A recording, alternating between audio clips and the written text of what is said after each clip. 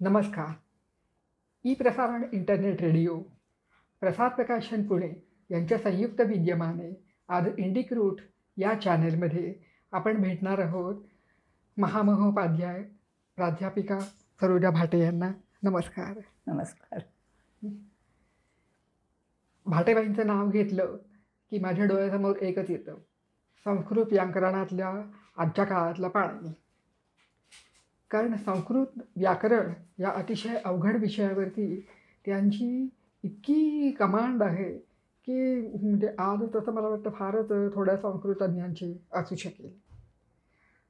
आणि संस्कृत म्हटलं की आपण थोडंसं घाबरतो. त्याचं एक कारण हे असतं की संस्कृतमधलं व्याकरण हा आपल्याला पोटात गोळा आणणारा विषय असतो. आपलं मराठीचं व्याकरण, इंग्लिशचं व्याकरण म्हटलं तरी तो पोटात गोळा येतोच, पण संस्कृत म्हटलं की तो अजूनच मोठा होतो. म्हणून मला बाईंचं कौतुक यासाठी वाटतं की अशा अत्यंत अवघड विषयामध्ये इतकं प्रावीण्य मिळवणं ही सोपी गोष्ट नाही. आपण आता त्यांची मी थोडक्यात आपल्याला ओळख करून घेते आणि त्याआधी मी आपलं स्वागत करते.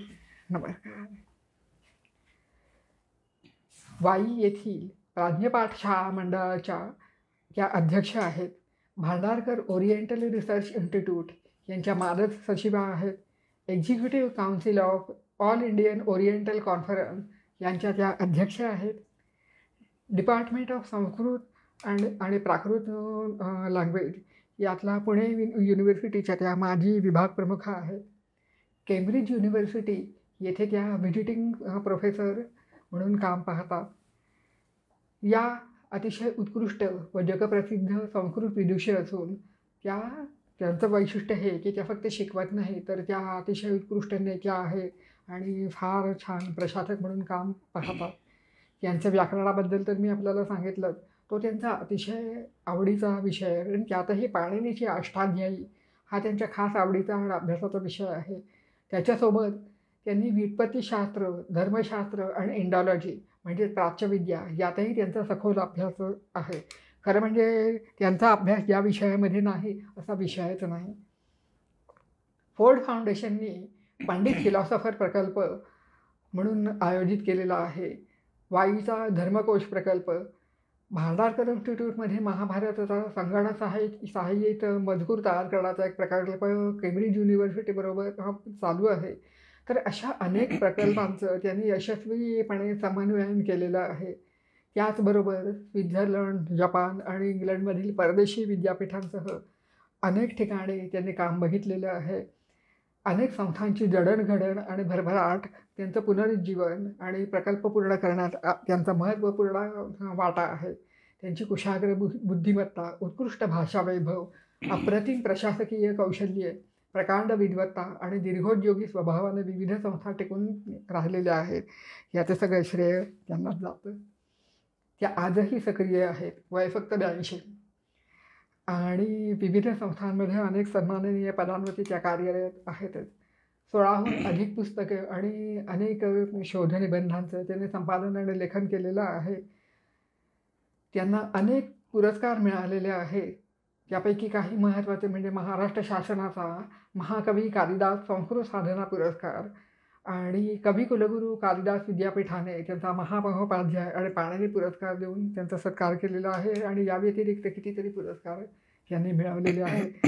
तर अशा या भाटेबाईंकडनं आपण आज व्याकरणाबद्दल समजून घेणार आहोत. आणि माझी खात्री आहे की त्या इतक्या छान आपल्याला सांगतील समजावून की व्याकरण म्हणजे आपली जी भीती असते ती आपल्या मनातनं कायमशी निघून जाईल. तर मला आपल्याला विचारायचं होतं, मुळात भाषाविज्ञान म्हणजे काय आणि व्याकरण म्हणजेच भाषा किंवा का त्याची व्याप्ती काय आहे? उमा, तुझ्या प्रश्नाचं उत्तर देण्यापूर्वी तू माझ्याबद्दल खूप काही छान छान बोललीस, त्यामुळं मी खूप प्रफुल्लित झाले आहे असं मला इथे आवर्जून सांगायला पाहिजे. माझी फक्त एकच इच्छा आहे की तू माझं जे काही कौतुक केलं त्याचा अंशतः माझ्यामध्ये असावं, राहावं आणि ते टिकावं. आहेच. आणि ज्या इंडिक्रूट्सच्या मार्फत तू मला आत्ता बोलता करतेस त्या विशिष्ट ऑर्गनायझेशनचे पण मी मनापासून आभार मानते. आता तू मला असं विचारलंस की भाषा विज्ञान म्हणजे काय, तर खरं तुला सांगायचं तर भाषा विज्ञान ही मुळी पाश्चात्य ज्ञानशाखा आहे. ही भारतीय ज्ञानशाखेला भाषा विज्ञान असं नाव नाहीच आहे. ही पाश्चात्य ज्ञानशाखा आहे. बरोबर. आणि ही साधारणपणे 19व्या शतकामध्ये पाश्चात्य राष्ट्रामध्ये उदयाला आली. पण मी भारतीय भाषा विज्ञान असं आवर्जून म्हणते. त्याचं कारण असं की भाषेच्या सर्व अंगांचा अभ्यास, त्यांच्याविषयीचं चिंतन हे जेव्हा होतं त्यावेळेला ते भाषा विज्ञान तयार होत असतं. आणि अशा प्रकारचं भाषा विज्ञान भारतामध्ये प्राचीन काळी झालं म्हणून मी त्याला भारतीय भाषा विज्ञान असं म्हणते. जरी त्या आपल्याकडच्या भाषा विज्ञानाला अशी एक सर्व शाखा सामावून घेणारी अशी एक स्वतंत्र परिभाषा नाही. ह्या वेगवेगळ्या शाखा आहेत. आणि व्याकरण हे नाव अतिशय प्रसिद्ध आहे. पण व्याकरण म्हणजेच भाषा विज्ञान नव्हे. म्हणजे आता माऊलींच्या शब्दात सांगायचं तर तरंग म्हणजे समुद्र, पण समुद्र म्हणजे तरंग नव्हे. तरंगापेक्षा पलीकडे खूप काही आहे. बरोबर. तसं व्याकरण हा एक भाग आहे. आणि भाषा विज्ञानामध्ये इतर अनेक गोष्टी येतात. म्हणजे भाषेचे सर्व घटक ध्वनीपासून वाक्यापर्यंत सगळे ध्वनी आहेत, शब्द आहेत, पद आहेत. आता शब्द आणि पद याच्यामध्ये मी फरक करते. आणि पदांपासून बनतं ते वाक्य, तिथपर्यंतच्या सर्व घटकांचा सर्वांगीण अभ्यास, प्रत्येक घटकाच्या कडून कळणारा अर्थ, त्याच्या शब्दाचं स्वरूप, त्याच्या ध्वनीचं स्वरूप, ह्या सगळ्याचं सांगोपंग विवेचन ज्यामध्ये केलेलं आहे, ज्या शास्त्रामध्ये, त्याला आपण भाषा विज्ञान असं म्हणतो. अशी त्याची व्याप्ती फारच व्यापक आहे.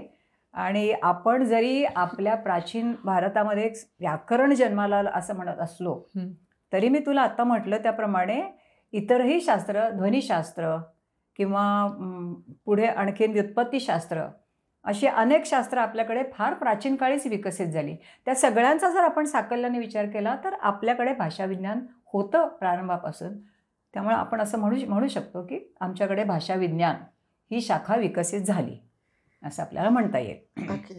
पण मग हे पुढे काही विचारण्याआधी आता हे ऐकल्यानंतर मला असं वाटायला लागलं की आधी मुळात हे विचारावं की मग भाषा तरी कशाला म्हणायचं.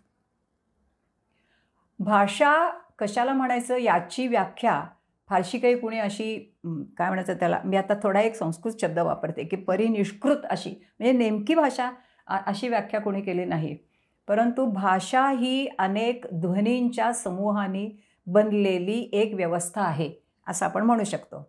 आणि ह्या व्यवस्थेचं प्रयोजन काय, तर माणसानं माणसाशी आणि मनुष्य समूहाशी आपले विचार व्यक्त करण्यासाठी आणि त्यांचे विचार ऐकून घेण्यासाठी आणि त्या परिणामी प्रतिक्रिया व्यक्त करण्यासाठी वापरलेलं तर माध्यम आहे. आता यासंबंधी यास्काच्या निरुक्तामध्ये असं म्हटलं आहे की कितीतरी वेगवेगळ्या प्रकारांनी आपण आपल्या मनातल्या भावना व्यक्त करू शकतो, आपल्याला काय सांगायचं ते सांगू शकतो. भाषाच कशाला हवी आहे असा प्रश्न घेतला त्यांनी. म्हणजे तुम्ही बॉडी लँग्वेज वापरू शकता, त्या माणसाला कळतं की हातवारे करा आणि सांगा, तर त्याही प्रकारे सांगता येतं. तर भाषेचं काय वेगळेपण आहे. तर त्याच्यामध्ये त्यांनी 2 शब्द वापरले आहेत, व्याप्तिमत्व आणि अणीयस्त्व. म्हणजे भाषा हे संवादाचं व्यापक माध्यम आहे किंवा व्यापकतम माध्यम आहे. म्हणजे भाषेनं जेवढा काही आशय कवेत घेता येतो आणि व्यक्त करता येतो तेवढा बॉडी लँग्वेज किंवा दुसऱ्या कुठल्याही माध्यमाने करता येत नाही. अगदी खरीच गोष्ट आहे. म्हणून आणि ती त्याच वेळेला अणीयस म्हणजे अत्यंत लघुतम का आहे, जर केवळ शब्दामध्ये सांगता येते. तुम्ही बॉडी लँग्वेजनी, शारीरिक हावभावाने काही सांगायला गेला तर तुम्हाला खूप करावे लागतात ते.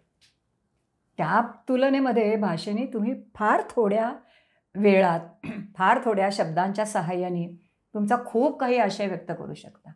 अगदी बरोबर आहे. तर हे साधारण भाषेचं स्वरूप आपण लक्षात घेतलं पाहिजे असं मला वाटतं. बरोबर, अगदीच बरोबर, पटलं मला आहे. मग या सगळ्याची व्याप्ती कशी काय आहे. भारतीय भाषा विज्ञानाबद्दल बोलायचं झालं ना तर त्याला साधारणपणे 4-4.5 हजार वर्षांचा इतिहास आहे. बापरे. इतका आहे म्हणजे ते वेदकाळा इतकं मागे जातं. बापरे. वेद हे आपल्या देशातले सर्वात प्राचीनतम ग्रंथ मानले जातात उपलब्ध. म्हणजे आता कधी दुसऱ्याने सापडले तर माहिती नाही.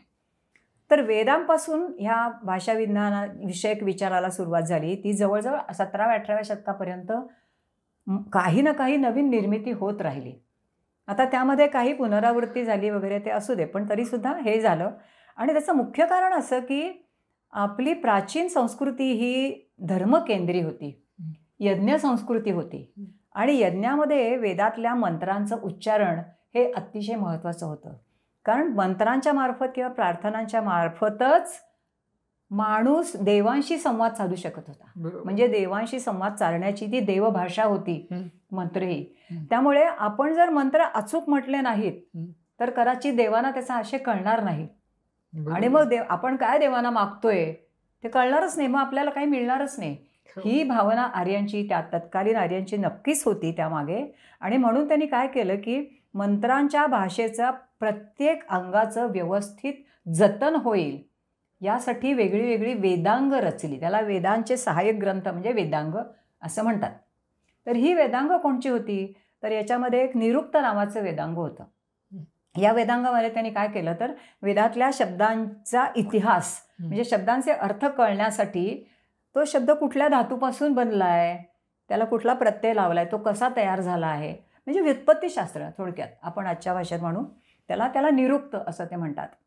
याखेरीज शिक्षा, प्रातिशाख्य असेही काही ग्रंथ निर्माण झाले. आणि त्या ग्रंथामध्ये संपूर्ण ध्वनिशास्त्राचं अतिशय उत्तम सविस्तर असं विवेचन आहे. म्हणजे आता आपण बाराखडी म्हणतो किंवा अंकलिपी म्हणतो, आणखीन अल्फाबेट असं म्हणतात. तर शिक्षा ग्रंथांनी सर्वप्रथम आपल्याला मूळाक्षरं दिली.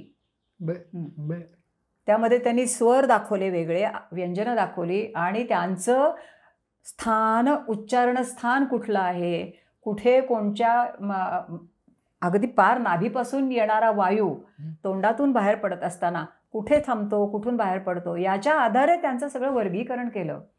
कोणचा वर्ण उच्चारायचा असेल तर नाकातून बाहेर पडायला पाहिजे, कोणचा उच्चारायचा असेल तर तोंडातून बाहेर पडायला हवा, तो आत कुठे थांबला म्हणजे क उच्चारला जातो, असं इतकं बारकाव्याने आणि वर्ण कसे उच्चारावेत हे सगळं सांगणारं ते शास्त्र म्हणजे शिक्षाशास्त्र किंवा प्रातिशाख्य. म्हणजे उच्चारणशास्त्र असंही म्हणतात. उच्चारणशास्त्र म्हणू शकता तुम्ही त्याला. आणि हे उच्चारणशास्त्र आपल्याकडे जितक्या प्राचीन काळी विकसित झालं त्याच्याशी तुलना करता पाश्चात्य राष्ट्रामध्ये 18-19व्या शतकामध्ये ते झालं आहे. तोपर्यंत कोणी त्याचा विचारही केला नाही. म्हणजे त्यांच्या दृष्टीनं भाषाविज्ञान ही कल्पना नव्हतीच अस्तित्वात. नंतर ती लिंग्विस्टिक्स नावाचं, आता त्याला लिंग्विस्टिक्स असं म्हणतात. आणि असं काही विद्वान म्हणतात की लिंग्विस्टिक्स हे जे शास्त्र पाश्चात्य देशामध्ये निर्माण झालं त्यांना लागलेला पाणिनीचा शोध हे एक प्रमुख कारण आहे. कारण त्यांना पाणिनी सापडला, आपल्याकडनं ते तिकडे गेलं, त्यांना पाणिनी सापडला आणि त्यांना असं वाटलं की अरे भाषेचा असाही अभ्यास करता येतो. आणि मग त्यातून मग ते त्यांनी विकसित केलं. पण आपल्याकडे हे ध्वनीचाही पूर्ण विचार झालेला होता. वैदिक भाषेचा आणखीन एक विशेष असा आहे की स्वर म्हणजे आपण मराठीत म्हणतो ते स्वर नव्हे, अ आ इ ई नव्हे, ॲक्सेंट, उदात्त अनुदात्त स्वरित हे स्वर. म्हणजे वर उंच उच्चारायचा, खाली उच्चारायचा, मध्ये उच्चारायचा, हे जे काय आहे हे स्वर. तर या स्वरांचं वैशिष्ट्य असं आहे की वैदिक भाषेमध्ये हे स्वर अर्थबोधक होते. अच्छा. म्हणजे तो विशिष्ट स्वर विशिष्ट अक्षरावर जर उच्चारला गेला नाही आणि दुसरा उच्चारला तर अर्थाचा अनर्थ होऊ शकतो. अरे बापरे. आणि अशा अनेक गोष्टी पण सांगितलेल्या आहेत. त्यामुळे स्वराचाही एक वेगळा विचार करणारं शास्त्र निर्माण झालं. याखेरीज वेदांची म्हणजे मंत्र आहेत. म्हणजे मग वेद हे श्रुत होते म्हणजे ते उच्चारणानेच अगदी हो, त्याचं हे पण एक मौखिक परंपरेने जे ते स्वर लिखित भाषेमध्ये आणणं अवघड, म्हणजे तो उंचका स्वर. हो बरोबर आहे. त्याच्या खुणा आता तयार आहेत. लोक उदात्त उंच रेघेनी दाखवतात, अनुदात्त खाली रेघेनी दाखवतात. पण हे कितीतरी उशिरा झालं. आपल्याकडे एकूण वेदांचं जे हस्तांतरण झालं प्रत्येक पुढच्या पिढीकडे ते मौखिक परंपरेनेच झालेलं आहे. तर त्याला एक हे पण कारण की त्याचं स्वरांचं स्वरूप हो त्यांचं सांगणं अत्यंत आवश्यकच होतं ते. कारण प्रत्येक स्वराला इतकं महत्त्व होतं की तो जर नसेल त्या ठिकाणी तर अर्थ बदलत होता. म्हणून मला हा प्रश्न पडला. आणि तसेच ऱ्हस्व, दीर्घ, प्लुत असेही 3 जे आघात होते त्यांचे किंवा लांबी त्यामुळे प्रत्येक वर्णाची किंवा स्वराची लांबी, रुंदी, उंची, खोली सगळं काही त्यांनी मोजलं आणि ते इतक्या नेमकेपणाने मांडलं की आजही ते कुणीही त्याचं हे बदलू शकत नाही. अशा पद्धतीनं संस्कृत भाषा ही फार प्राचीन काळापासून या सगळ्या भाषा विज्ञानांच्या शाखांच्या मार्फत आजपर्यंत आपल्याकडे जी आली ती अतिशय नेमक्या स्वरूपात आली. वेद जे आज गेल्या 3000 वर्षांपूर्वी जसे पठण केले जात होते तसे आज केले जातात त्याचं कारण हे आहे, ही सगळी शास्त्र मदत करणारी आहेत. त्यामुळे भाषा विज्ञानाचं अतिशय महत्त्व आपली प्राचीन परंपरा जतन करून ठेवणं हे आहे. त्यासाठी अतिशय ते आवश्यक आहे. आणि याचं स्वरूप मी तुला सांगितलं आता तसं आहे की स्थूलमानाने भाषा विज्ञानाच्या जेवढ्या शाखा आहेत त्या सगळ्या शाखा आपल्याला भारतीय भाषा विज्ञानामध्ये मिळतात. त्याचा उगम वेदात होतो. त्याचा विकास असा अनेक अंगाने झालेला आहे. म्हणजे व्याकरण तर आहेच. व्याकरण हे फक्त शब्द आणि वाक्य यांची निष्पत्ती करणारं शास्त्र आहे किंवा यांची जडणघडण कशी झाली आणि अनेक शब्दांच्या समूहातून वाक्य कसं अर्थवाही वाक्य कसं निर्माण करायचं. कारण वाक्य काय शब्द जोडले की निर्माण होतं असं नाही आहे.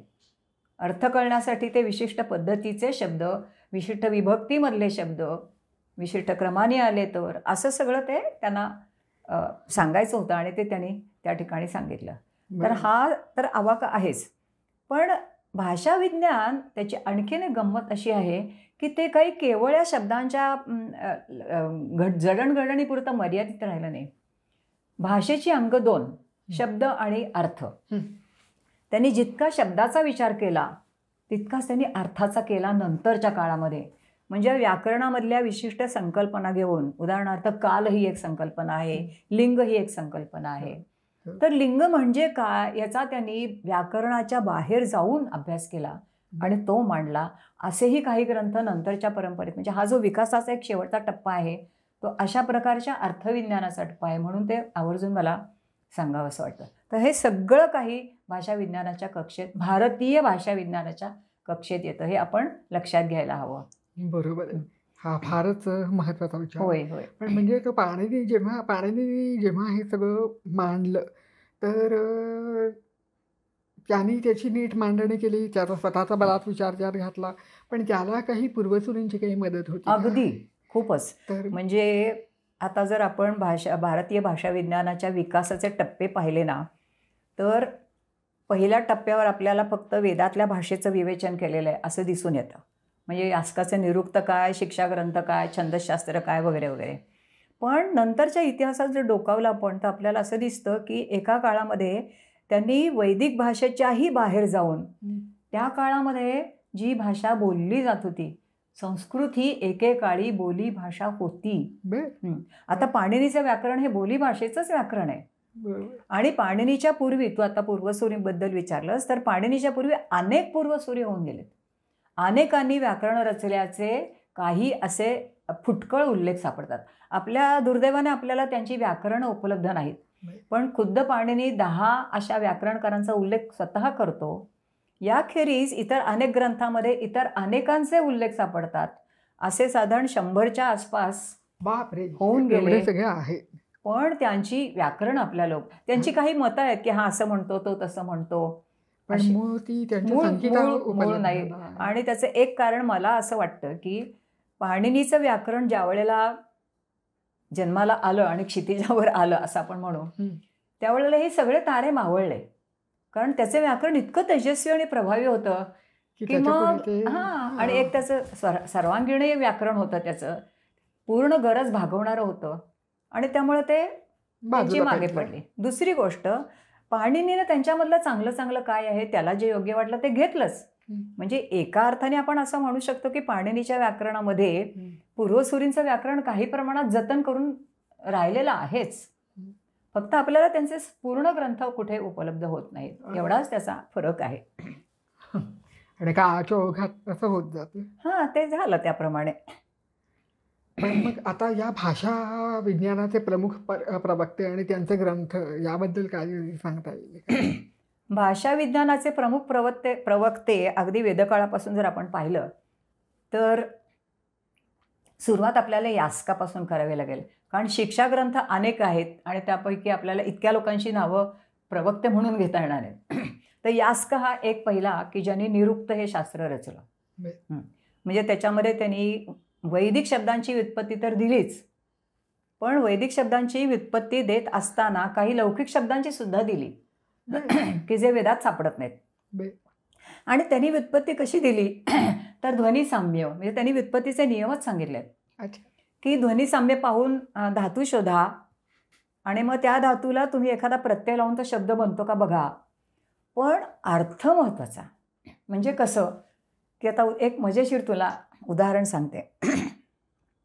हस्त असा शब्द आहे, आपल्याला माहिती आहे हात. तर मला असं वाटलं की हस्त या शब्दाची यास्क व्युत्पत्ती अशी देईल की हस धातूपासून, कारण अगदी जवळचा आहे त्याचा तो हस आणि त्याला त लावला की हस्त. पण यास्काच्या नक्कीच हे लक्षात आलेलं आहे की हस धातूचा आणि हस्ताचा संबंधच नाही आहे, काही अर्थदृष्ट्या काही नाही आहे. मग त्यातल्या त्या जवळचा धातू त्यांनी कोणता शोधावा? हन. हन म्हणजे मारणे. ओके. त्यामुळे तो म्हणतो हस्तो हंते हे, म्हणजे हस्त हा शब्द हन धातूपासून तयार झालेला आहे. आता हे सगळं करत असताना यास्काने नक्कीच हन धातूच्या अर्थाचा आणि हस्त या शब्दाच्या अर्थाचा काहीतरी संबंध त्याला अभिप्रेत आहे. म्हणजे काय, मग मी आता विद्यार्थ्यांना सांगताना गमतीनं असं सांगते की प्राचीन काळी हस्ताचा उपयोग गुरुजन बनवण्यासाठी खूप करत असले पाहिजे. त्याच्याशिवाय यास्काला व्युत्पत्ती समजण्याचं कारणच नाही की त्याच्या मनात येण्याचं. चांगला मार खाल्ला. हां, मार खाल्ला असणार किंवा हाताचा उपयोग प्रामुख्यानं मारण्यासाठी केला जात, प्रामुख्यानं नाहीतरी अनेक उपयोगापैकी एक. तर अशा खूप मजेशीर व्युत्पत्ती यास्काने दिलेल्या आहेत त्याच्यामध्ये. अजून काही व्युत्पत्तींबद्दल सांगता येईल का? हो, व्युत्पत्तीबद्दल सांगते. अजून एक व्युत्पत्ती त्याची फार मजेशीर आहे. आता आपण दोघी स्त्रिया आहोत म्हणून तुला स्त्री शब्दाचीच व्युत्पत्ती सांगते. स्त्री हा शब्द कोणत्या धातूपासून निर्माण झालाय असं यास्काला विचारलं तर यास्क म्हणतो की स्त्ययी धातूपासून झालाय. संस्कृतमध्ये स्त्ययी असा धातू आहे. त्याचा अर्थ काय? लाजणे. मग मी जेव्हा माझ्या विद्यार्थ्यांना हे शिकवते तेव्हा मी हे सांगते त्यांना की यास्काच्या काळात स्त्रिया लाजत होत्या बरं का. आता लाजतात का? त्यामुळे तुम्हाला आम्हाला आता स्त्री हा शब्द कितपत लागू पडतो. पण अशा सगळ्या व्युत्पत्ती आहेत त्याच्या, खूप मजेशीर आहेत. दुहिता म्हणजे मुलगी, तर तो म्हणतो दुरे हिता, तिला दूर ठेवलेलं बरं. का बरं? घरी नाही आणायची, सासरी देऊन टाकायची तिला.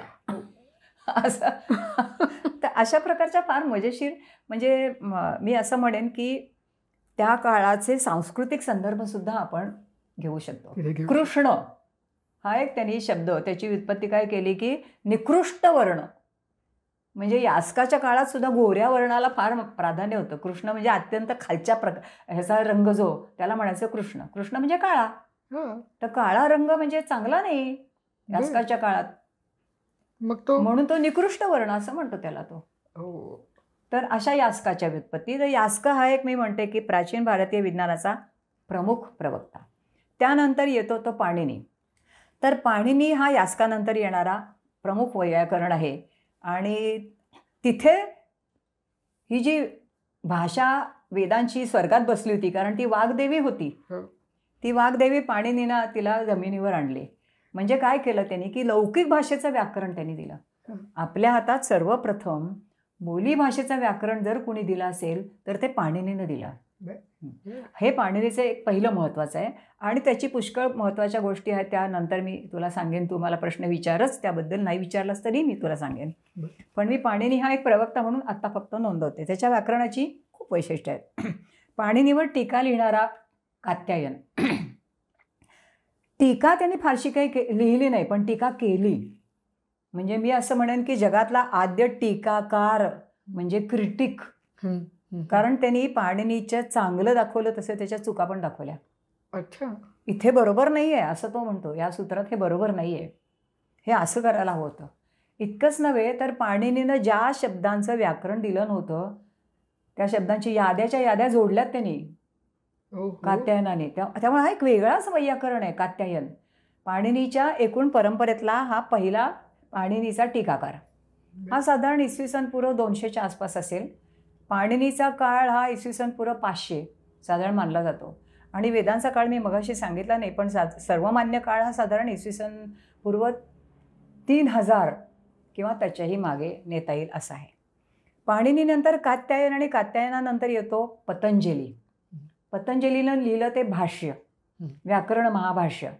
त्यांनी काय केलं की कात्यायनाच्या वार्तिकांचा आणि पाणिनीच्या अष्टाध्यायीचा दोन्हीचाही अभ्यास करून त्याच्यावरती भाष्य लिहिलं.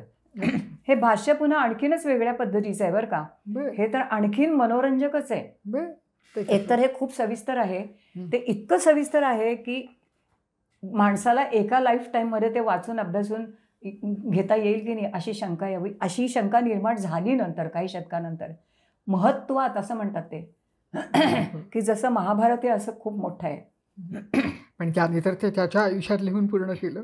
हो, म्हणजे काय 85 अन्निकं म्हणतो तो. त्याच्या दृष्टीने एक अन्निक म्हणजे एका दिवसात पुरा होणारा पोर्शन आहे. म्हणजे पूर्ण दिवस मग त्यांनी काय केलं की प्रत्येक सूत्रावरती त्यांनी काही विवेचन केलं नाही. ज्या सूत्रावर कात्यायनाने वार्तिकं लिहिली त्याचं त्यांनी पुढे विवेचन केलं. पण ते विवेचन करत असताना त्याचं वैशिष्ट्य असं की तो पुष्कळ आजूबाजूचे संदर्भ सांगतो.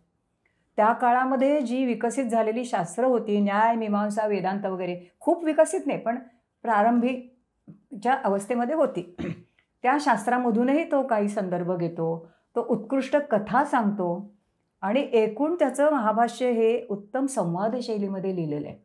म्हणजे जणू काही तो विद्यार्थ्यांशी बोलतोय, त्याच्यासमोर शिष्य बसलेत आणि तो शिकवतोय, त्यांना सांगतोय. कारण काही ठिकाणी असे संवाद दिसतात आपल्याला की शिष्य त्याला काहीतरी विचारतोय आणि त्याला तो खूप मजेशीर उत्तर देतोय. एक उदाहरण सांगते तुला. पतंजलीने एक असं वाक्य तिथे उद्धृत केलं वर्गामध्ये त्याच्या, की त्याने असं सांगितलं की एकः शब्दः सम्यक् ज्ञातः सुष्ठु प्रयुक्तः स्वर्गे लोके कामधुक् भवति. म्हणजे तो म्हणाला की व्याकरणाचं महत्त्व इतकं आहे की तुम्हाला एक जरी शब्द सर्वांगाने पूर्ण छान माहीत असला, त्याचा स्वर, त्याची लांबी रुंदी, त्याचा अर्थ, त्याची, आणि तो जर तुम्ही छान व्यवस्थित संदर्भात, योग्य संदर्भात तो वापरलात तर तुम्हाला स्वर्गप्राप्ती इथपर्यंत आहे असं त्यांनी सांगितलं. की बघा किती महत्त्व आहे व्याकरणाचं. स्वर्गप्राप्ती एका शब्दाने होऊ शकते. तुम्ही किती काळजीपूर्वक अभ्यास करा. एक नाठाळी विद्यार्थी आहे त्याच्या वर्गामध्ये आणि तो बसला तिथे. मग त्यांनी त्याला काय विचारलं की असं जर असेल ना तर मग प्रत्येकजण एक एक शब्द तयार करेल, मग सगळेच जातील स्वर्गाला. प्रत्येकाला एक एक शब्द चांगला आला की झालं, बाकी काही त्यांनी करायची गरजच नाही आहे. मग त्याला भाष्यकार विचारतो, का रे तुला का मत्सर वाटतो सगळे स्वर्गाला गेले तर? हा कारण तो नाथा आहे. हो, असं विनोदी शैलीत आहे सगळं हे लिहिलेलं. म्हणजे व्याकरणासारखा अतिशय वृक्ष विषय पतंजलीनं इतक्या रसाळ भाषेमध्ये सांगितलं आहे की जिकडे तिकडे अशी विनोदाची थुईथुई कारंजी आपल्याला भेटत राहतात आणि मूळ गंभीर विषय राहायला बाजूला, पण आपल्याला मजा म्हणून सुद्धा ते महाभाष्य वाचावं असं वाटतं. खरं पाहायला पाहिजे. तर अशा त्या म्हणजे प्रत्येक पुन्हा व्याकरणाविषयी किंवा भाषा विज्ञानाविषयीच्या लिहिलेल्या ग्रंथामध्ये त्यांच्या पुन्हा वेगळ्या शैली आहेत. त्यानंतर एक मोठा महत्त्वाचा प्रवक्ता येतो तो म्हणजे भर्तृहरी. भर्तृहरीचं नाव तुम्ही ऐकलेलं असतं. ते नीतिशतक, नंतर वैराग्य शतक, शृंगार शतक वगैरे यांच्या बाबतीत संदर्भात. पण हा भर्तृहरी तत्त्वज्ञ आहे. तत्त्वज्ञ आहे तो. पहिला तत्त्वज्ञ असा आहे की ज्यांनी भाषेचं पूर्ण आध्यात्मिक दृष्टीनं, तत्त्वज्ञानाच्या दृष्टीनं विश्लेषण केलं आहे. तर त्यांनी काय केलं की भाषा अंतिमदृष्ट्या वाक्य हे काय आहे हे त्यांनी, आणि त्यांनी एक स्फोट नावाचं एक वेगळं तत्त्वज्ञान सांगितलं. पण ते आता इथे मी विशद करत नाही कारण आपल्याला आता एवढा वेळ नाही. परंतु त्यांनी मग भाषा किंवा व्याकरण ही विद्या फार ब्रह्मापर्यंत नेली. म्हणजे भाषेच्या सगळ्या भाषाविज्ञानाचे आधिभौतिक, आधिदैविक आणि आध्यात्मिक सगळ्या स्तरांवरती विवेचन भारतीय भाषाविज्ञानामध्ये झालं आहे. हे मला आवर्जून सांगायचं आहे. आणि त्या भर्तृहरीचं एक वैशिष्ट्य की जे पतंजलीमध्ये सुद्धा आपल्याला दिसतं, हे मुद्दाम आवर्जून आपण लक्षात घ्यायला हवं की भारतीय भाषा विज्ञानामध्ये असे प्रवक्ते होऊन गेले की त्यांनी आपल्या शास्त्राकडे मागे वळून बघितलं अत्यंत त्रयस्थ दृष्टीनं. असं नाही की मी आता व्याकरण शिकवते ना मग व्याकरण चांगलंच असलं पाहिजे, हां खरं मुलांना तुम्ही व्याकरण शिका, हां ते शिकल्याशिवाय, असं नाही. भर्तृहरी तर असं सांगतो की व्याकरण हे अविद्या आहे. काय करायचं आहे? अविद्या म्हणतो त्याला तो. त्याच्यानंतर पतंजली तर म्हणतो की अहो लोक बोलतात त्याच्यातून आम्हाला भाषा येतेच की शिकायला, मग व्याकरण कशाला पाहिजे? असं तो सगळी लोकांची मतं वगैरे पण मग ही सगळी लोक उत्तरं काय देतात? तो देतो, प्रभावीपणे देतो उत्तर. पतंजली पण देतो. भर्तृहरी त्याला एका बाजूला त्याला परब्रह्मापर्यंत येतो आणि दुसऱ्या बाजूला तो सांगतो की व्याकरण काय हो, केवळ प्रक्रिया प्रक्रिया प्रक्रिया, ह्याच्यातून फक्त अविद्या. त्याचं कारणही आहे. भर्तृहरी अत्यंत वास्तववादी आहे. तो म्हणतो की भूधातू किंवा असं धातू हे तुम्हाला धातूपाठात भेटतात, पण उद्या कोणीतरी असं म्हणेल की मला असं नको आहे, मला स धातू पुरे आहे, तर मग त्यांनी म्हणावं की नाही, हो असं म्हणणारा वैयाकरण दुसरं आहे ना. पाणिनी म्हणतो असं धातू आणि आपिशली म्हणतो नाही नाही स धातू आहे. मग अस्ति कसं रूप बनवणार? आपिशली अ जोडतो म्हणाला. मग पाणिनी स्तः कसं हे सांगणार? तर तो अ काढून टाकतो. म्हणजे प्रत्येक वैयाकरण थोडक्यात काय आहे की व्याकरणाच्या सगळ्या संकल्पना ह्या फिक्शन आहेत, ह्या कृत्रिम आहेत, ह्या काय म्हणायचं आता फिक्शनला तुम्ही मराठीत काय म्हणाल? मिथ्यकथा आहेत, म्हणजे त्या वास्तवातल्या नाहीत. हे त्याला मान्य आहे, हेही एका बाजूला तो मांडतो. हे आपल्या प्राचीन भारतीय वैयाकरणांचं वैशिष्ट्य आपण नोंदवण्याचं गरज आहे. हे एकूण विज्ञान, ह्या भाषा विज्ञानाच्या परंपरेत हेही लक्षात येईल. ह्या सगळ्या प्रवक्त्यांनी व्याकरणाकडे अत्यंत त्रयस्थ दृष्टीने पाहिलं. असं फक्त छातीशी कवटाळून हा माझा विषय आहे आणि हा चांगला आहे. पतंजलीनं मार्केटिंग पण केलं बरं का. पतंजलीनं व्याकरण शिकण्याचे किती फायदे आहेत हे सगळं व्यवस्थित सांगितलं की तुम्ही शिकला नाही. आणि शेवटी त्यांनी असं सांगितलं की अहो तुम्हाला समाजात वावरायचं आहे ना, मग व्यक्तिमत्व विकास व्हायला नको. मग व्यक्तिमत्व विकासासाठी पहिल्यांदा तुमची भाषा ती नीट पाहिजे, ती नको का नीट, असं त्यांनी पटवून दिलं आहे व्यवस्थित. पण एकीकडे तेही केलं आणि दुसरीकडे अत्यंत परखडपणे व्याकरणाची चिकित्सा केली. हे वैशिष्ट्यपूर्ण वैशिष्ट्य आहे. म्हणजे एक कथा आहे, तर ती मला सांगायचा मोह होतोय की त्या कथेमध्ये त्यांनी असं दाखवलं की एक व्याकरणाचा पंडित रात्री कुठली तरी सभा उरकून घरी चालला होता आणि आपल्याकडे आता जसे रिक्षा स्टँड असतात की नाही, तसे त्यावेळेला रथाचे स्टँड होते. त्या रथात बसून त्याला जायचं होतं. म्हणून तो रथाच्या इथे आला, तर त्याला रथ चालवणारा ड्रायव्हर कुणी दिसेना. म्हणून त्याने ओरडला, अरे कोण कुठे आहे का इथे याचा ड्रायव्हर? नाही, याचा हकाट्या कुणी आहे का? मी त्याचं ते संस्कृत शब्द बदलून मराठीमध्ये. तर आला एक जण, तो म्हणतो की अहो मी हकाट्या नाही आहे, मी चालक आहे. तो म्हणतो पण हकाट्या म्हटलं तर काय बिघडलं? मग तो बराच त्यांच्यात वाद होतो आणि तो म्हणतो की अहो शास्त्रापेक्षा रूढी बघा. म्हणजे वैयाकरणाला शिकवणारा एक रथाचा ड्रायव्हर तिथे आहे आणि तो त्याला कशी भाषा बोलायची ते सांगतो. तो म्हणतो की तुमचं शास्त्र जास्त महत्त्वाचं नाही आहे, रूढी महत्त्वाची आहे. बरोबर. आणि तो मान्य करतो. ते हे अजून मोठेपण आहे त्याचं. त्यामुळे एकूण व्याकरण विज्ञान हे जे जन्माला आलं, विकसित झालं, त्याच्यामध्ये एक हे गृहीत तत्व आहे की व्याकरणाने भाषेवरती कुरघोडी करायची नाही. व्याकरणाने भाषा बनवायला नाही जायचं. जी आहे ती भाषा ती प्रमाणबद्ध मांडायची. एके ठिकाणी पतंजली काय म्हणतो की अहो तुम्ही कुंभाराच्या कडे जाऊन मडकी आणता आणि त्याच्यात पाणी भरता, तसं उद्या काय तुम्ही एखाद्या व्याकरणकाराकडे जाणार आणि त्याला म्हणणार का अरे मला उद्या व्याख्यान द्यायचे तर मला 100 शब्द दे बनवून. तर हे वैयाकरणाचं काम नव्हे, हे पतंजली बजावतो तिथे की वैयाकरणानं आहे त्या भाषेच्या चौकटीतच काम केलं पाहिजे. त्यांनी नवीन त्याच्यामध्ये हे करायचं नाही, उगाच काहीतरी शब्द पाडायचे आणि हे बनवायचे असं नाही करायचं. हां, बरं शब्द पाडायला हरकत नाही, पण ते पाडताना तुम्ही पाणिनीच्या मशीनचा वापर करा. त्याच्या चौकटी करा, त्या चौकटीत काय निर्माण होतील ते करा, पण मनाने कुठलेही शब्द नाही वापरायचे तिथे. म्हणजे एकाच वेळेला व्याकरणाला कुरघोडी तर करू द्यायची नाही, पण तरी तुम्हाला ते आवश्यक आहे. कारण तुम्ही मग अशी त्यांनी मार्केटिंग केलं तर सांगितलं तसं तुम्हाला छान भाषा करून तुम्हाला पुढे जायचं. अगदी म्हणून तुम्हाला ते पाहिजे. असा तो सगळा प्रसंग आहे. आणि पुढे मग या विकासाच्या टप्प्यामध्ये साधारण शेवटी मी एकच नाव सांगते, नागेश किंवा नागोजी भट्ट. तर त्यांनीही पुष्कळ अर्थविचार केला आणि भर्तृहरीने ज्या पद्धतीने तात्विक पातळीवरती भाषेचं विज्ञान सांगितलं तसं त्यांनी सांगितलं. आणि पुष्कळच आहे. म्हणजे व्याकरण हे किंवा भाषा विज्ञान हे इतकं विकसित झालं आहे की केवळ संस्कृतचं नव्हे तर पाली, प्राकृत या भाषांची पण प्राचीन भारतात व्याकरणं रचली गेली. केवळ तीच नव्हे तर पाणिनीच्या व्याकरणाचं अनुकरण करून उत्तर कालामध्ये, साधारण मध्ययुगीन कालामध्ये तमिळ, तेलुगू, कन्नड यासारख्या भाषांची व्याकरणं पाणिनीच्या पद्धतीनं लिहिली गेली. आणि आता तुला मी सांगते की मराठी भाषेचं पहिलं व्याकरण हे संस्कृतमध्ये पाणिनीच्या शैलीत लिहिलेलं आहे आणि ते महाराष्ट्राच्या बाहेर मद्रास प्रांतात लिहिलेलं होतं 16व्या-17व्या शतकात. पण मग ते मद्रास प्रांतात कुठे गेलं? कारण तिथे काही ते ब्रिटिशच्या आमदानीच्या काळामध्ये त्या लोकांना त्या प्रांताचं मराठी शिकण्याची गरज होती. अच्छा. म्हणून एकाने.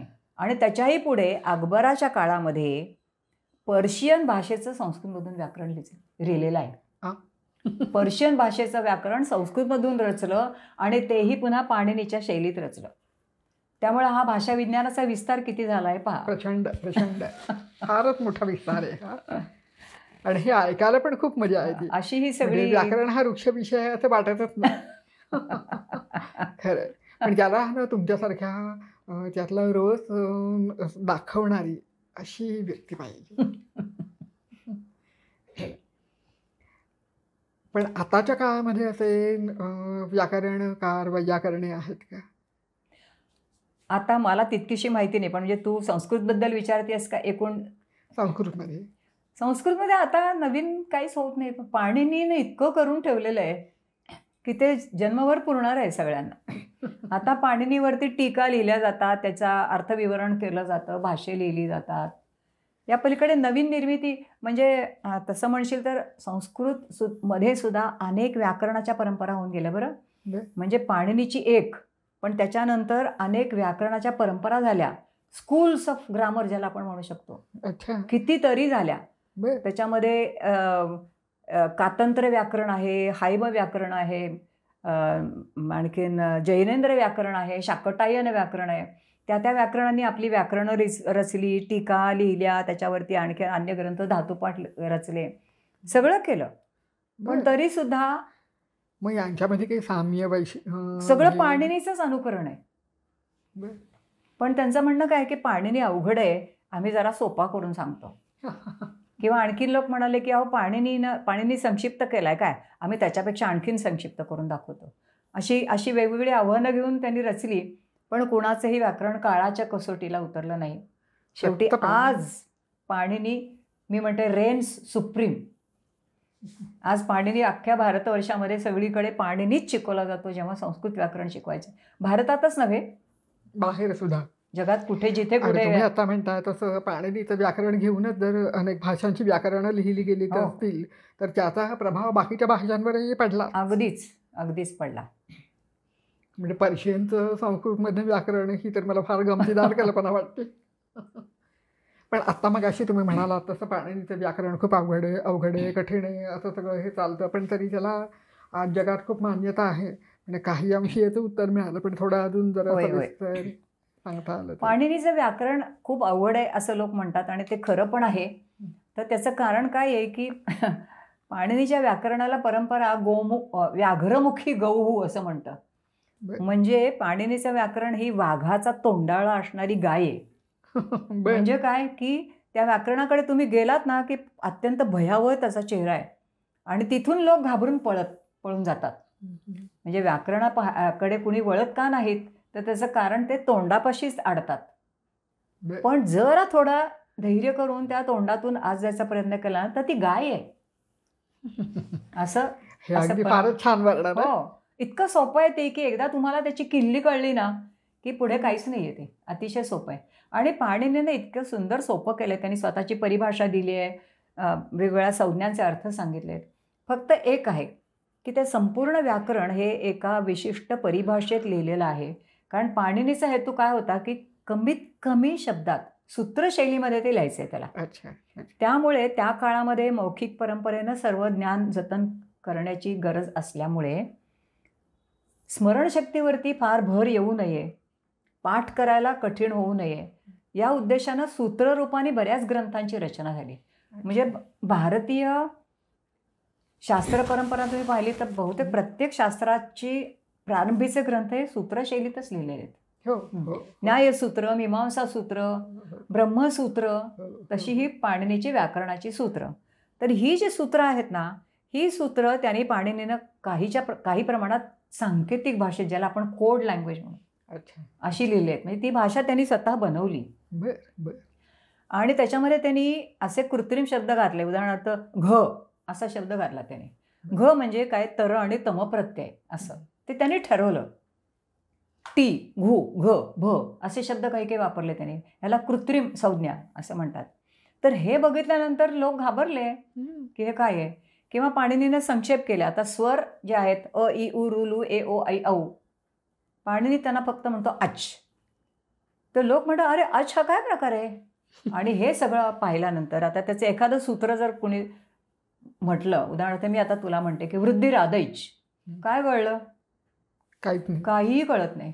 तर असं सुरुवातीला कळलं नाही म्हणून लोक घाबरतात त्याला. अच्छा अच्छा. पण मग हे घाबरू नये किंवा याची किल्ली, गुरु किल्ली देऊन ठेवली तर ती कोणती? गुरु किल्ली हीच आहे की न घाबरता त्या वाघाच्या तोंडात शिरा, त्याचा जबडा असा धरून ठेवा आणि आतल्या गायीला तुम्ही सामोरे जा. समजून घ्या. अर्थात पाणिनी नुसता वाचला तर तुम्हाला कळत नाही. तुम्हाला टीकांच्या मदतीनंच पाणिनीचा अभ्यास करावा लागतो.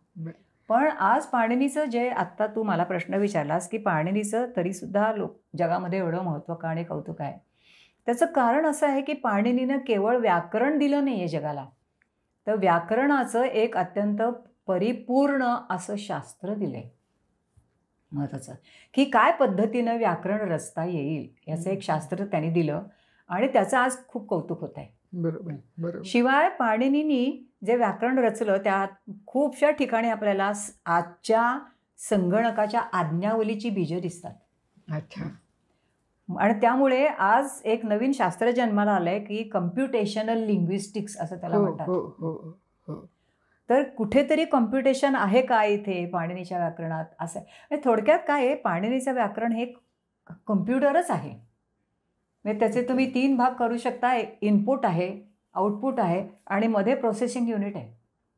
अच्छा. असे 3 भाग अगदी त्याचे स्वच्छ तुम्ही करू शकता, तुम्ही जर अभ्यास करून ते मांडायचा प्रयत्न केला तर.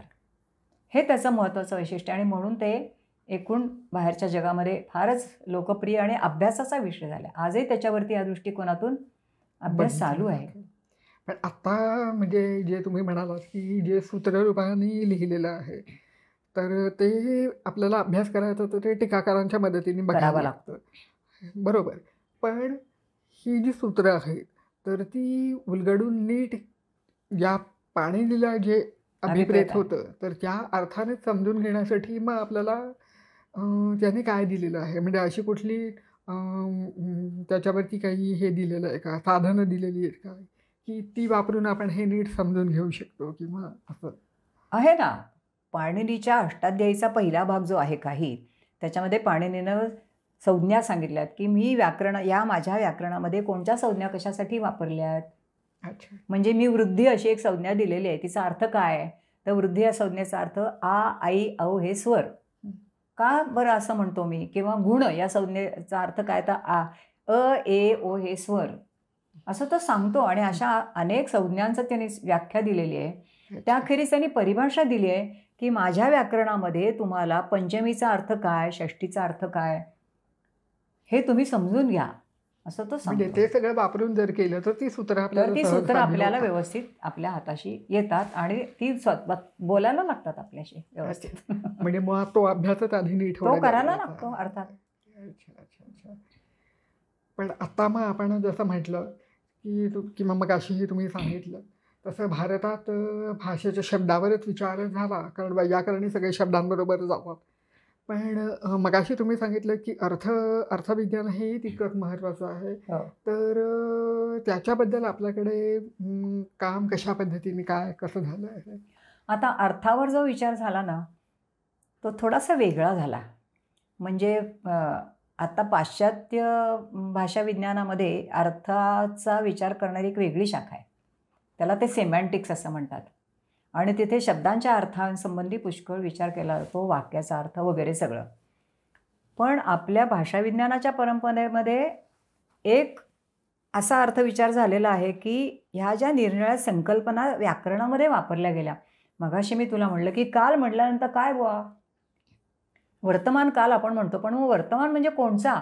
कारण आपण जर बौद्धाचं तत्त्वज्ञान पाहिलं तर वर्तमान म्हणेपर्यंत तो संपतो, पण भूतकाळ होतो. म्हणजे आता मी काय जे बोलले तुझ्याशी आत्तापर्यंत ते भूतकाळात गेलं सुद्धा. मग वर्तमान कालाची मर्यादा काय. भविष्यकालाची काय, भूतकालाची काय, यासंबंधीचं म्हणजे हे एक अर्थविज्ञान झालं. अच्छा. किंवा लिंग म्हणजे काय, तुम्ही आता म्हणता की स्त्रीलिंगी शब्द आहे, पुल्लिंगी शब्द आहे, तर तुम्ही लिंगाची व्याख्या असं करू शकाल का की स्तनकेशवती स्त्री, म्हणजे आपण जी एरवी करतो की स्त्रीला काय स्तन असतात की जे पुरुषाला नसतात वगैरे, तर मग नदी, नदी हा शब्द स्त्रीलिंगी आहे, हो. तिला तुम्ही काय म्हणाल, असे प्रश्न येतात. म्हणजे हे जे हो, हो, स्त्रीलिंगी हो. शब्द आहेत तेव्हा लिंगासंबंधीचा विचार. आणि मग त्यांनी शेवटी असं सांगितले की लिंगम लोकात, म्हणजे लोकांना, आता नदी आपल्याकडे स्त्रीलिंगी आहे, परदेशात पुल्लिंगी आहे काही भाषांमध्ये, ते त्या त्या लोकांनी ठरवलेलं असतं, असं आहे. तर हा विचार प्रामुख्यानं झाला. याखेरीज पाणिनीनं फार वेगळ्या पद्धतीनं अर्थाचा विचार केला आहे. म्हणजे त्याचा बारकावा तुला एक सांगते की तो म्हणतो की एखादा शब्द ज्या वेळेला वापरला जातो, एखादा वक्ता बोलतो, त्यावेळेला त्या शब्दाचा तुम्ही ॲक्सेंट पण पाहायला पाहिजे, म्हणजे स्वर. म्हणजे कसा की एक उदाहरण देते तुला. भ्रातृव्य असा शब्द आहे आणि भ्रातृव्य या शब्दाचा व्युत्पत्तीसिद्ध अर्थ आहे भावाचा मुलगा, एवढाच आहे. आणि तो पाणिनीनं त्याच्या प्रक्रियेप्रमाणे बनवून दाखवला आहे. पण तो म्हणतो की भ्रातृव्य या शब्दाच्या शेवटच्या व्य या अक्षरावरती जर का स्वरित असेल तर त्याचा अर्थ शत्रू असा होतो. अरे बाप. आणि नसेल तर त्याचा अर्थ भावाचा मुलगा असा होतो. म्हणजे ह्या ज्या अर्थाच्या बारीक छटा आहेत ना, त्या पाणिनीने कुठे कुठे पकडलेल्या आहेत. याखेरीज मी मगाशी सांगितलं तो नागेश, आणि नागेशच्या आधी पण आणि त्याच्यानंतरही खूप अर्थविचार वेगवेगळ्या पद्धतीनं झाला. म्हणजे आपल्याकडे अगदी पाश्चात्य पद्धतीनं जरी अर्थांचं विश्लेषण केलं नसेल तरीसुद्धा शब्दांच्या अर्थांसंबंधी पुष्कळ विचार आपल्याकडे झालेला आहे आपल्या परंपरेमध्ये. पण पाश्चात्य परंपरेप्रमाणेच आपला विचार झाला पाहिजे असं मुळात असं नाहीच आहे. कारण मुळात आपलं शास्त्र आधी आलं आहे, त्यामुळे खरं म्हणजे आपल्याप्रमाणे त्यांचं झालं असंही काही म्हणायचे कारण नाही आहे. पण त्यांचं तुमचं तुमच्यापाशी, आमचं आमच्यापाशी, हे सगळ्यात चांगलं. हे सगळ्यात चांगलं. हे खरं आहे, अगदीच खरं आहे. आता आपण पाणिनीबद्दल आधी बोलूया का? पाणिनीला आपण सगळ्यात शेवटी मनसोक्त बोलण्याची हे ठेवून आपण एक शेवटचा प्रश्न विचारून घेऊया. कसं तुला हवं तसं कर. पण मग आता भारतीय ज्ञान परंपरेमध्ये भाषा विज्ञानाचं स्थान आणि त्याची ठळक वैशिष्ट्ये अशी कोणती सांगता येतील? त्यातली काही तर मी तुला सांगितलीच की एकूण भाषेची सर्वांगीण चर्चा आपल्याकडे झालेली आहे, अगदी स्वरासकट सगळी झालेली आहे. आणि उच्चारण प्रक्रियासुद्धा त्यांनी सांगितली आहे की नाभीपासून तो वायू कुठे कुठे येतो, कुठे अडला जातो वगैरे वगैरे वगैरे, हे सगळं झालं. तर हे प्रमुख वैशिष्ट्य आहेच आपल्या विज्ञानाचं. पण याखेरीज मी असं म्हणेन की आता मला पाणिनीकडे यावं लागेल, कारण पाणिनीचं बरंचसं योगदान पाणिनीचंच आहे या संदर्भात. तर ते असं आहे की जगातलं पहिलं शास्त्रशुद्ध आणि परिपूर्ण व्याकरण आपल्या परंपरेनं दिलेलं आहे जगाला. बरोबर. भारतीय भाषा विज्ञानानं जगाला काय देणगी दिली असं कोणी म्हटलं तर पहिलं जगातलं परिपूर्ण व्याकरण दिलं, आणि ते सुद्धा इसवी सनापूर्वी 5व्या शतकात. कारण पाणिनीचं व्याकरण आजही कुणीही त्याच्या इतकं चांगलं व्याकरण लिहू शकलेलं नाही, हे जगन्मान्य आहे. दुसरी गोष्ट, आपल्या भाषा विज्ञानाने जरी आपल्यावरती त्या काळामध्ये प्रचंड धर्माचा पगडा होता आणि सगळी शास्त्र धर्माला जणू काही वाहिलेलीच होती, अशी स्थिती होती. अशा वेळेला पाणिनीच्या पूर्वजांनी काही प्रमाणात सुरू केलं होतं, पण पाणिनीनं पूर्ण बोलीभाषेचं व्याकरण दिलं आहे. आणि दुसरं महत्त्वाचं वैशिष्ट्य की बोलीभाषेचं व्याकरण देताना सुद्धा पाणिनीनं तो ज्या भागात राहत होता, तुला माहिती आहे का पाणिनी पाकिस्तानात होता? नाही, मला नाही माहिती. पाणिनी हा शलातूर या गावचा निवासी, आणि शलातूर हे आज पुरातत्ववेत्यांच्या मते आत्ताचं पाकिस्तानामधलं लाहोर नावाचं गाव. बरं. तर त्या लाहोर या गावाचा पाणिनी रहिवासी. त्यामुळे पाणिनीनं साहजिकच त्याच्या गावाच्या परिसरामध्ये आजूबाजूला जी संस्कृत भाषा बोलली जात होती, त्या काळात आत्ताच्या पाकिस्तानात संस्कृत भाषा बोलली जात होती, तर त्या भाषेचं त्यांनी व्याकरण तयार केलं. पण गंमत अशी की ते व्याकरण तयार करताना त्यांनी अशी झापड लावून ते केलं नाही. हे एक वैशिष्ट्य म्हणून मी सांगते. ते कसं, तर त्याच्या लक्षात आलं की थोडं उत्तरेकडे गेल्यानंतर काही शब्द वेगळे आहेत. हं. थोडं पूर्वेकडे गेल्यानंतर काही शब्द वेगळे आहेत. त्यांची नोंद त्यांनी घेतली आहे. हे खरंच हा वैशिष्ट्यपूर्ण आहे. त्याचा मोठेपणा पहा. हं. दुसरा त्याचा मोठेपणा असा आहे की त्याचं व्याकरण हे तुम्ही असं करा असं सांगत नाही, नियम सांगत नाही. धर्मशास्त्र जसं असं म्हणतं ना की त्यांनी यज्ञ करावा, त्यांनी खरं बोलावं, त्यांनी अमुक करावं. असं करावं तो ही सांगत भाषाच नाही पाणिनीची. तो मग? वर्णन करतो फक्त. असं होतं, इथे गुण होतो, इथे वृद्धी होते, असं तो सांगतो. पण करावं असं सांगत नाही. पण काळाचा काय म्हणायचं, आयरनी ऑफ फेट आपण म्हणूया, अशी आहे की पाणिनीनं भले ते व्याकरण फक्त वर्णन म्हणून सांगितलं, पण पुढच्या पिढीनं ते जणू आदेश म्हणूनच स्वीकारलं. म्हणजे पुढच्या पिढीला वाटलं की पाणिनीनं सांगितलेलं हे सगळं प्रमाण आहे, त्यामुळे आपण हेच वापरायचं. वापरायचं. मग ह्या पाणिनीच्या व्याकरणाच्या चौकटीच्या बाहेर जर कुणी गेला तर ते संस्कृत स्वीकारायचं नाही. हा दंडक आजपर्यंत पाळला जातो. एखाद्याने संस्कृत लिहिलं आणि एखादा शब्द जर त्यातला असा असला की पाणिनीच्या व्याकरणाप्रमाणे तो बरोबर नाही आहे, तर अपाणनीय असं म्हणतात आणि ते बाजूला करतात. आहे त्याचा आणखीन एक आपल्या परंपरेचं वैशिष्ट्य आहे असं मी म्हणेन. आता या परंपरेला दोष देणारी पण एक परंपरा आहे की ते काय म्हणतात की त्यामुळे संस्कृती अशी डबक्यासारखी झाली, ती फारशी सगळीकडे फिरली नाही, प्रवाही झाली नाही. जशी प्राकृत भाषा प्रवाही आहे, बोलीभाषा ही प्रवाहीच असते आणि त्याच्यात बदल होत जातात. पण व्याकरणाचे नियम पाणिनीच्या पाळल्यामुळे संस्कृत एका विशिष्ट चौकटीमध्ये बद्ध झाली असा एक आरोप केला जातो. तो काही फारसा बरोबर नाही आहे. त्याचं कारण असं आहे की त्या विशिष्ट चौकटीत राहूनसुद्धा प्रचंड लवचिकपणा आहे संस्कृतमध्ये आणि असा लवचिकपणा असल्यामुळे वेगवेगळे आशय व्यक्त करण्याचा भारताच्या बाहेरसुद्धा शिलालेखामधून, म्हणजे तू म्यानमारला गेलीस, कंबोडियाला गेलीस, श्रीलंकेत गेलीस, अशा सगळ्या दक्षिण पूर्व आशिया खंडातल्या, तर तिथे तुला कितीतरी शिलालेख असे सापडतील की ते शुद्ध संस्कृतमध्ये लिहिलेले आहेत आणि पाणिनीच्या संस्कृतचा अवलंब करतात. ते म्हणजे पाणिनीनं घालून दिलेली चौकट तिथेही मान्य झालेली आहे. म्हणजे एखाद्याने काम जे परिपूर्ण करावं तर ते किती परिपूर्ण करावं तर ते पाणिनीसारखं करावं. तर अगदी योग्य शब्द वापरलास. तेच मला सांगायचे की भारतीय भाषा विज्ञानाचं हे प्रमुख वैशिष्ट्य आहे की ते परिपूर्ण आहे. एकूण आपल्या प्राचीन ऋषीमुनींना परिपूर्णतेचा ध्यासच होता की मी जे करीन ते चांगलं करीन, त्याच्यामध्ये कोणी दोष काढता कामा नये. आणि त्यासाठी ते काय करायचे, त्यांच्याकडे पूर्वपक्ष उत्तर पक्ष होता. म्हणजे ते आपला हे काय जो आहे तर हे माझं गृहीत आहे, सभा बोलवायची आणि त्या सभेमध्ये विरोधी पक्षाच्या लोकांना मुद्दाम बोलवायचं. म्हणजे व्याकरणाच्या सभेला मीमांसकांना बोलवायचं, नैयायिकांना बोलवायचं, म्हणजे इतर शास्त्राच्या लोकांना, आणि तुमचं काय मत आहे.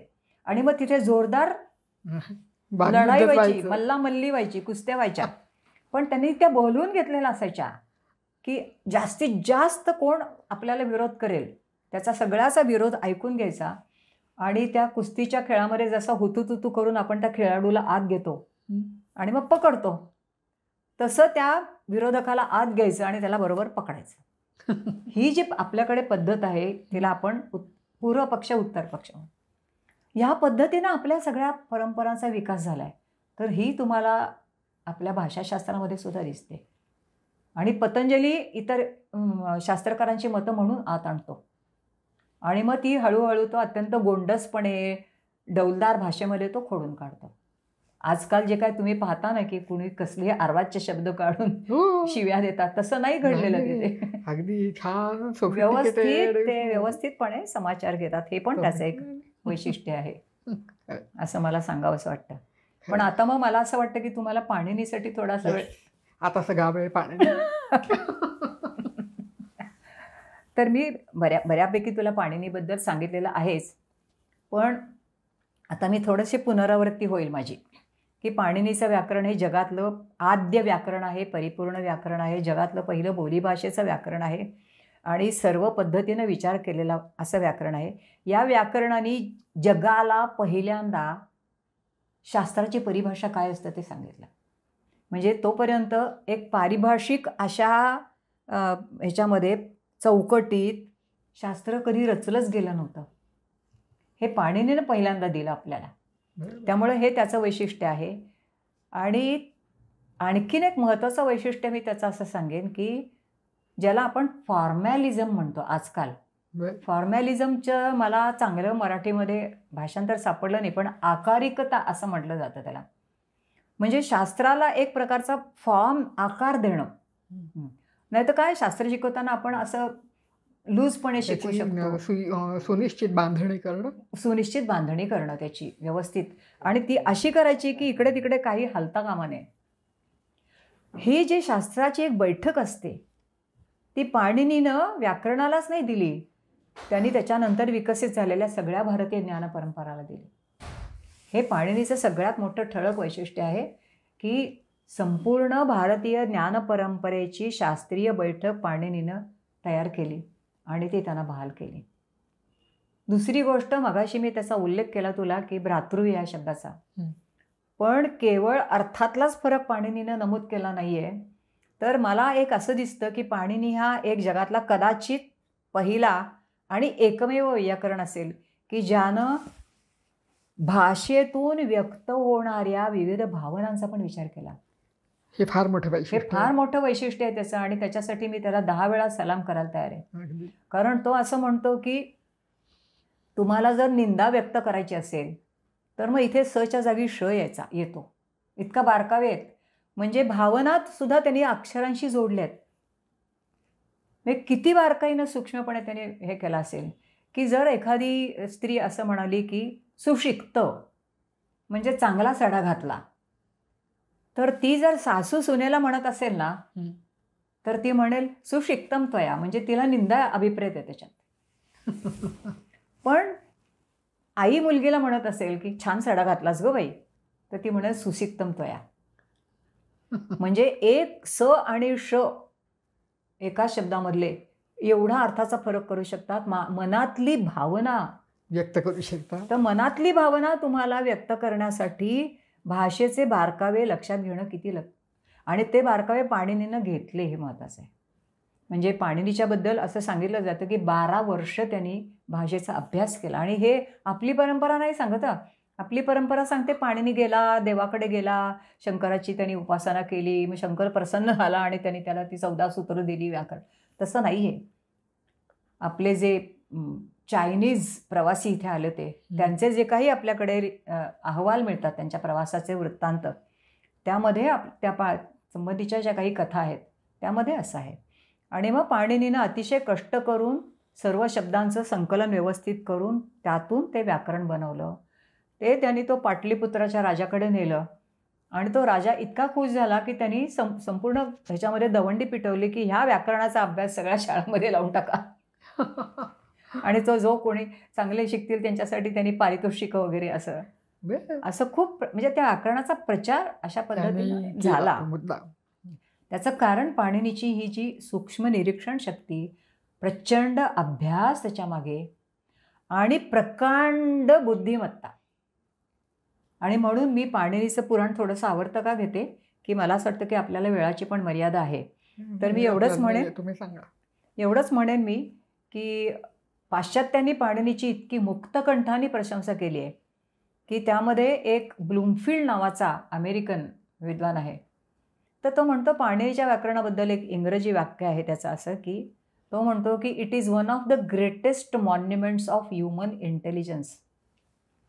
मानवी बुद्धिमत्तेचं सर्वोत्तम असं हे स्मारक आहे. म्हणजे जेव्हा परदेशी लोकांना आपल्या एखाद्या भारतीय माणसाचं ज्यांनी एका कोपऱ्यातल्या कुठल्या तरी गावात बोलल्या झालेल्या भाषेचं व्याकरण रचलं, पण ते रचतानाही त्यांनी जी काही सूक्ष्म बुद्धिमत्ता दाखवली, सूक्ष्मेक्षिका दाखवली, तिच्याबद्दल तो जेव्हा बोलतो की हे काय सर्वश्रेष्ठ बुद्धिमत्तेचं स्मारक आहे, त्यावेळेला तुम्ही पाणिनीबद्दल आणखीन काय बोलायचं. कितीतरी विद्वानांनी पाणिनीची अशी प्रशंसा केलेली आहे आणि त्यावरूनही आपल्याला कळतं. पण मी एवढंच म्हणेन की म्हणजे जर कोणी इथे विद्यार्थी ऐकत असतील तर त्यांनी एकच करावं की व्याकरणाची हा जो वाघोबा आहे ना, त्या वाघोबाला न घाबरता त्याच्या तोंडातून त्याचा जबडा फाकून खुशाल आत शिरा. ती तिथे गाय तुमच्या स्वागताला असेल. आणि मग सगळं छान तुम्हाला उत्तम व्याकरण अभ्यासाला मिळेल. पाणिनी तुमच्याशी स्वतःहून बोलायला लागेल आणि मग तुम्हाला कळेल की केवढा मोठा थोर विद्वान पाणिनी होऊन गेला, की ज्याचा भारताने आजही अभिमान बाळगला पाहिजे. खरं आहे. आणि तुमच्यापैकी कुणी असं जर खरंच केलं तर ते आम्हाला नक्की कळवा. कारण हे आम्हाला कळल्यामुळे मग आम्हाला असं वाटेल की ज्यासाठी आम्ही खटाटोप केला ते आमचं यशस्वी झालं. म्हणून तुम्ही कळावा. आणि आज आपल्याला भाटेबाईंनी इतकं सगळं सोपं करून सांगितलं, इतकं छान केलं आहे. आणि व्याकरणासारखा विषय वृक्ष नाही, हे तर मला आज अगदीच पटून गेलेलं आहे. तर त्याबद्दल मी आपले मनःपूर्वक आभार मानते. मला इथे बोलावलं आणि बोलतं केलं याबद्दल मी तुझे मनापासून आभार मानते. मनःपूर्वक धन्यवाद.